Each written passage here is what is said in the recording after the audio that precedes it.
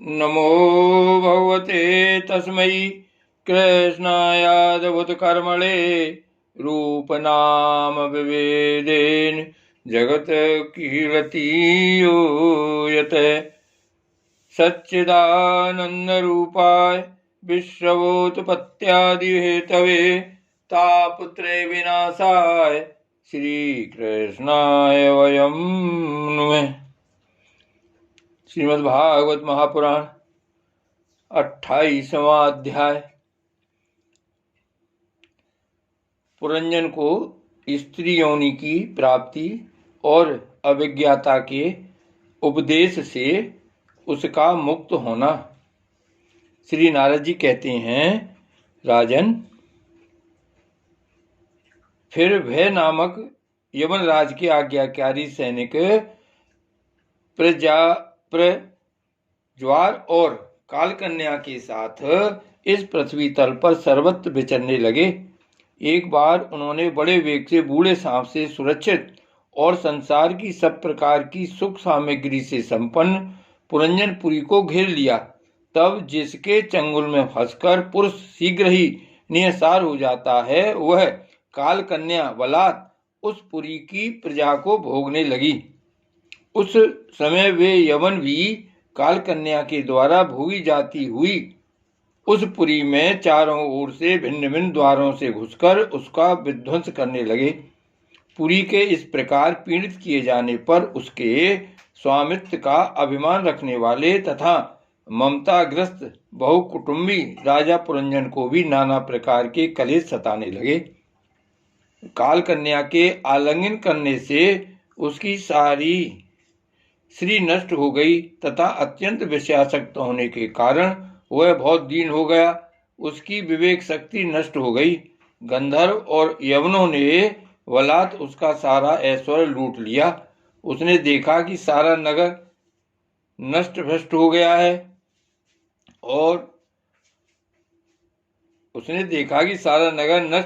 गया है पुत्र पौत्र भृत्य और आमत्य वर्ग प्रतिकूल होकर अनादर करने लगे हैं। स्त्री इसने सुन हो गई है।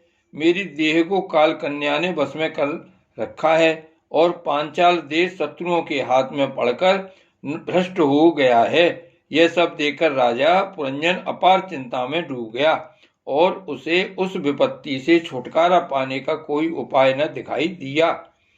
कालकन्या ने उन्हें निहसार कर दिया था। उन्हीं भोगों की लालसा से वह दीन था। अपनी पारलौकिकी गति और बंधुजनों के स्नेह से वंचित रहकर उसका चित्त केवल स्त्री और पुत्र के लालन पालन में ही लगा हुआ था। ऐसी अवस्था में उसने बिछुड़ने की इच्छा न होने पर भी उसे उस पुरी को छोड़ने के लिए बाध्य होना पड़ा, क्योंकि उसे गंधर्व और यवनों ने घेर रखा था तथा कालकन्या ने कुचल दिया था। इतने में ही यमनराज भय के बड़े भाई प्रज्वार ने अपने भाई का प्रिय करने के लिए उस सारी पुरी में आग लगा दी। जब वह नगरी जलने लगी तब पुरवासी सेवक वृंद, संतान वर्ग और कुटुंब की स्वामिनी के सहित कुटुंब वत्सल पुरंजन को बड़ा दुख हुआ। नगर को कालकन्या के हाथ में पड़ा देख उसकी रक्षा करने वाले सर्प को भी बड़ी पीड़ा हुई, क्योंकि उसके निवास स्थान पर भी यवनों ने अधिकार कर लिया था और प्रज्वार उस पर भी आक्रमण कर रहा था।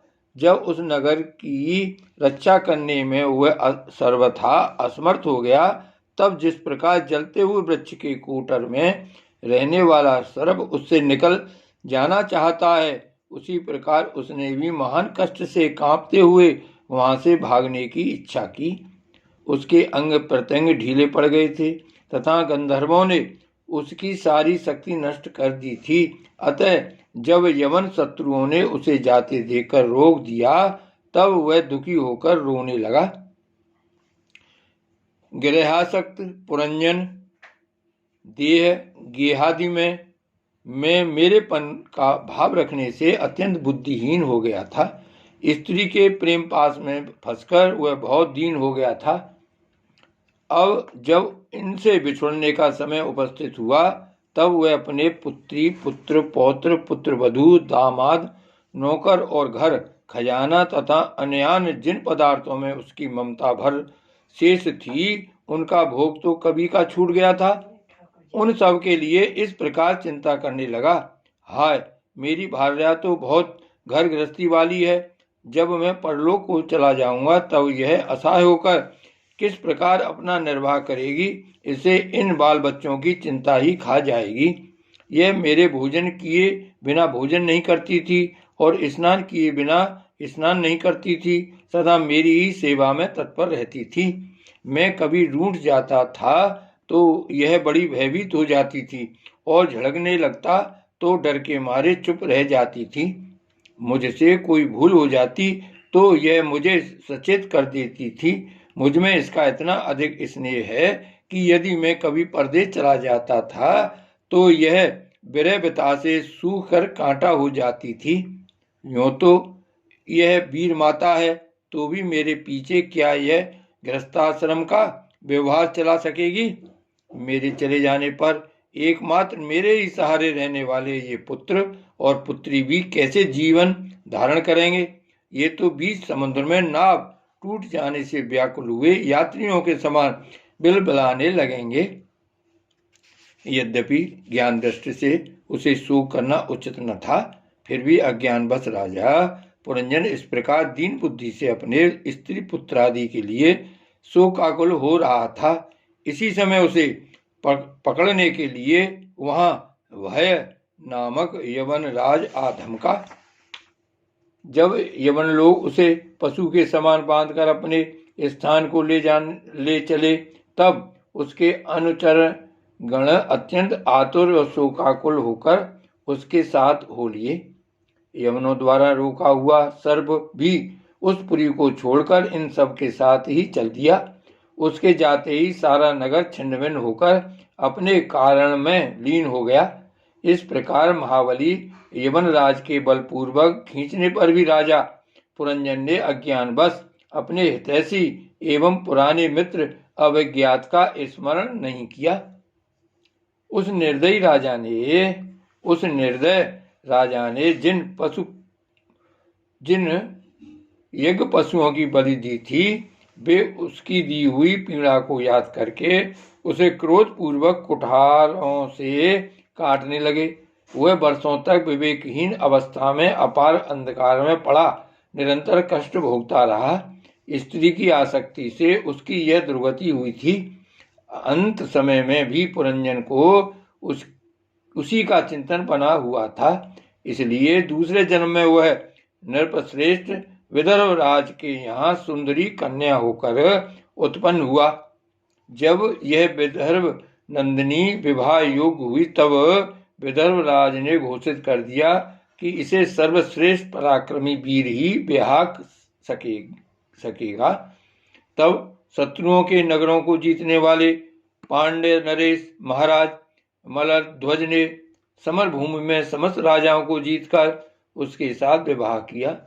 उससे महाराज मलध्वज ने एक श्याम लोचना कन्या और उससे छोटे 7 पुत्र उत्पन्न किए, जो आगे चलकर द्रविड़ देश के 7 राजा हुए। राजन, फिर उनमें से प्रत्येक पुत्र के बहुत बहुत पुत्र उत्पन्न हुए, जिनके वंशधर इस पृथ्वी को मनवंतर के अंत तक तथा उसके बाद भी भोगेंगे। राजा मलध्वज की पहली पुत्री बड़ी व्रतशीला थी। उसके साथ अगस्त विदुषी का विवाह हुआ। उससे उनके धृणच्युत नाम का पुत्र हुआ और धृणच्युत के एधमवाह हुआ। अंत में राजऋषि मलध्वज पृथ्वी को पुत्रों में बांटकर भगवान श्री कृष्ण की आराधना करने की इच्छा से मलय पर्वत पर चले गए। उस समय चंद्रिका जिस प्रकार चंद्रदेव का अनुसरण करती है, उसी प्रकार मत्तलोचना वैदर्वीर ने अपने घर, पुत्र और समस्त भोगों को तिलांजलि दे पांड्य नरेश का अनुगमन किया। वहां चंद्रवसा, ताम्रपर्णी और बटोदका नाम की 3 नदियां थीं। उनके पवित्र जल में स्नान करके वे प्रतिदिन अपने शरीर और अंतःकरण को निर्मल करते थे। वहां रहकर उन्होंने कंद, बीज, मूल, फल, पुष्प, पत्ते, तृण और जल से ही निर्वाह करते हुए बड़ा कठोर तप किया। इससे धीरे धीरे उनका शरीर बहुत सूख गया। महाराज मलध्वज ने सर्वत्र समदृष्टि रखकर शीत, उष्ण, वर्षा, वायु, भूख, प्यास, प्रिय अप्रिय और सुख दुखादि सभी द्वंद्वों को जीत लिया। तप और उपासना से वासनाओं को निर्मूल कर तथा यम नियमादि के द्वारा इंद्रिय, प्राण और मन को वश में करके वे आत्मा में ब्रह्म भावना करने लगे। इस प्रकार 100 दिव्य वर्षों तक स्थाणु के समान निश्चल भाव से एक ही स्थान पर बैठे रहे। भगवान वासुदेव में सुदृढ़ प्रेम हो जाने के कारण इतने समय तक उन्हें शरीर आदि का भी भान न हुआ। राजन, गुरु स्वरूप साक्षात श्री हरि के उपदेश किए हुए तथा अपने अंतःकरण में सब ओर स्फुरित होने वाले विशुद्ध विज्ञान दीपक से उन्होंने देखा कि अंतःकरण की वृत्ति का प्रकाशक आत्मा स्वप्नावस्था की भांति देहादि समस्त उपाधियों में व्याप्त तथा उनसे पृथक भी है। ऐसा अनुभव करके वे सब ओर से उदासीन हो गए। फिर अपनी आत्मा को परब्रह्म में और परब्रह्म को आत्मा में अभिन्न रूप से देखा और अंत में इस अभेद चिंतन को भी त्याग कर सर्वथा शांत हो गए। राजन, इस प्रकार पति पारायणा वैदर्भी सब प्रकार के भोगों को त्याग कर अपने परम धर्मज्ञ पति मलध्वज की सेवा बड़े प्रेम से करती थी। वह चीर वस्त्र धारण किए रहती। व्रत उपवास आदि के कारण उसका शरीर अत्यंत कृश हो गया था और सिर के बाल आपस में उलझ जाने के कारण उनमें लटें पड़ गई थीं। उस समय अपने पतिदेव के पास वह अंगरा भाव को प्राप्त धूम रहित अग्नि के समीप अग्नि की शांत शिखा के समान सुशोभित हो रही थी। उसके पति परलोकवासी हो चुके थे, परंतु पूर्ववत स्थिर आसन से विराजमान थे। इस रहस्य को न जानने के कारण वह उनके पास जाकर उनकी पूर्ववत सेवा करने लगी। चरण सेवा करते समय जब उसे अपने पति के चरणों में गर्मी बिल्कुल नहीं मालूम हुई, तब तो वह झुंड से बिछड़ी हुई मृगी के समान चित्त में अत्यंत व्याकुल हो गई। उस बीहड़ वन में अपने को अकेली और दीन अवस्था में देखकर वह बड़ी शोकाकुल हुई और आंसुओं की धारा से स्तनों को भिगोती हुई बड़े जोर जोर से रोने लगी। वह बोली, राजर्षि, उठिए उठिए, समुद्र से घिरी हुई यह वसुंधरा लुटेरों और अधार्मिक राजाओं से भयभीत हो रही है, आप इसकी रक्षा कीजिए। पति के साथ वन में गई हुई वह अबला इस प्रकार विलाप करती पति के चरणों में गिर गई और रो रो कर आंसू बहाने लगी। लकड़ियों की चिता बनाकर उसने उस पर पति का शव रखा और अग्नि लगाकर विलाप करते करते स्वयं सती होने का निश्चय किया। राजन, इसी समय उसका कोई पुराना मित्र, एक आत्मज्ञानी ब्राह्मण वहां आया। उसने उस रोती हुई अबला को मधुर वाणी से समझाते हुए कहा। ब्राह्मण ने कहा, तू कौन है, किसकी पुत्री है और जिसके लिए तू शोक कर रही है वह यह सोया हुआ पुरुष कौन है? क्या तुम मुझे नहीं जानती? मैं वही तेरा मित्र हूँ जिसके साथ तू पहले विचरा करती थी। सखे, क्या तुम्हें अपनी याद आती है? किसी समय मैं तुम्हारा अभिज्ञात नाम का सखा था। तुम पृथ्वी के भोग भोगने के लिए निवास स्थान की खोज में मुझे छोड़कर चले गए थे। आर्य, पहले मैं और तुम एक दूसरे के मित्र एवं मानस निवासी हंस थे। हम दोनों सहस्त्रों वर्षों तक बिना किसी निवास स्थान के ही रहे थे। किंतु मित्र, तुम विषय भोगों की इच्छा से मुझे छोड़कर यहाँ पृथ्वी पर चले आए। यहाँ घूमते घूमते तुमने एक स्त्री का रचा हुआ स्थान देखा। उसमें 5 बगीचे, 9 दरवाजे, 1 द्वारपाल, 3 परकोटे, 6 वैश्य कुल और 5 बाजार थे।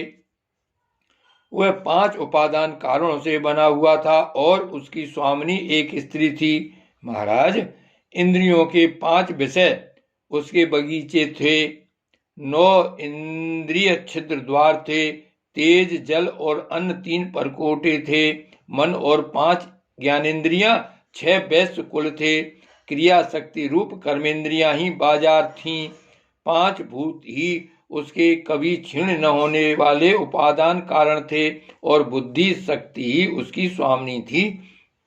यह ऐसा नगर था जिसमें प्रवेश करने पर पुरुष ज्ञान शून्य हो जाता है, अपने स्वरूप को भूल जाता है। भाई, उस नगर में उसकी स्वामिनी के फंदे में पड़कर उसके साथ विहार करते करते तुम भी अपने स्वरूप को भूल गए और उसी के संग से तुम्हारी यह दुर्दशा हुई है। देखो, तुम न तो विदर्भराज की पुत्री ही हो और न यह वीर मलध्वज तुम्हारा पति ही, जिसने तुम्हें 9 द्वारों के नगर में बंद किया था, उस पुरंजनी के पति भी तुम नहीं हो। तुम पहले जन्म में अपने को पुरुष समझते थे और अब सती स्त्री मानते हो। यह सब मेरी ही फैलाई हुई माया है। वास्तव में तुम न पुरुष हो न स्त्री, हम दोनों तो हंस हैं। हमारा जो वास्तविक स्वरूप है उसका अनुभव करो मित्र। जो मैं यानी ईश्वर हूं वही तुम जीव हो। तुम मुझसे भिन्न नहीं हो और तुम विचार पूर्वक देखो, मैं भी वही हूं जो तुम हो। ज्ञानी पुरुष हम दोनों में कभी थोड़ा सा भी अंतर नहीं देखते। जैसे एक पुरुष अपने शरीर की परछाई को शीशे में और किसी व्यक्ति के नेत्र में भिन्न भिन्न रूप से देखता है, वैसे ही एक ही आत्मा विद्या और अविद्या की उपाधि के भेद से अपने को ईश्वर और जीव के रूप में 2 प्रकार से देख रहा है। इस प्रकार जब हंस यानी ईश्वर ने उसे सावधान किया, तब वह मानसरोवर का हंस जीव अपने स्वरूप में स्थित हो गया और उसे अपने मित्र के बिछुए से भूला हुआ आत्मज्ञान फिर प्राप्त हो गया। प्राचीन वैर, मैंने तुम्हें परोक्ष रूप से यह आत्मज्ञान का दिग्दर्शन कराया है, क्योंकि जगतकर्ता जगदीश्वर को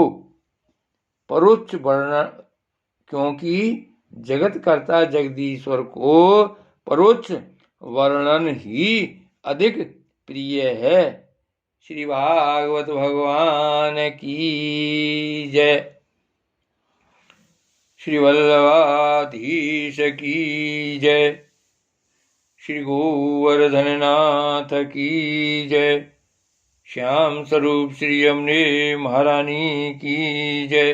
परम दयाल गोसाई जी की जय। श्री गोकुलनाथ की जय। जय जय श्री गोकुलेश, जय जय श्री गोकुलेश।